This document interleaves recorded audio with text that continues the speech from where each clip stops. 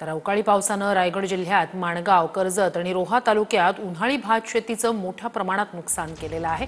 कष्टानं उभं केलेलं पीक पावसाच्या पाण्यात वाहून गेलंय, त्यामुळे शेतकऱ्यांवर मोठं आर्थिक संकट ओढवलेलं आहे। भात शेतीकडे पाहत या शेतकऱ्यांच्या डोळ्यात आता हाताशी पीक येईल असा एक आनंद होता, मात्र अवकाळी पावसानं क्षणात या आनंदावर विरजण पडलेलं आहे।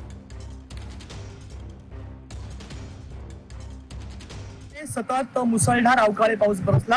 सतत 2 ते 3 दिवस हा अवकाळी पाऊस बरसलेला आहे आणि यामुळे मोठ्या प्रमाणाने दुहेरी शेती करतात त्यांच्या शेतीचं नुकसान झालेलं आहे। आपल्यासोबत काही शेतकरी आहेत, आपण त्यांच्याशी बातचीत करणार आहोत। नेमकं काय सांगाल, आपलं काय नाव आणि कसं नुकसान झालं आपलं? माझे नाव हरिचंद्र चंद्र मित्तर। सतत आणि टाकून केलेल्या शेतामध्ये सतत 4 दिवस पावसाने अवकाळी पावसाचा तडाखा बसल्यामुळं शेती कापडी शेती घेतली। 4 दिवस सतत पाणी होते।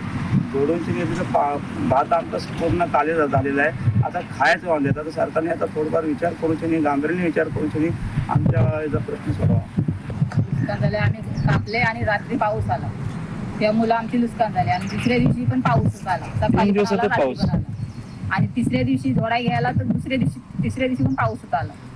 मग झोडणार कसा? पूर्ण फुकट गेला, मोक आले भातात। तर मोठ्या प्रमाणामध्ये या ठिकाणी नुकसान झालेलं आहे आणि आता शासन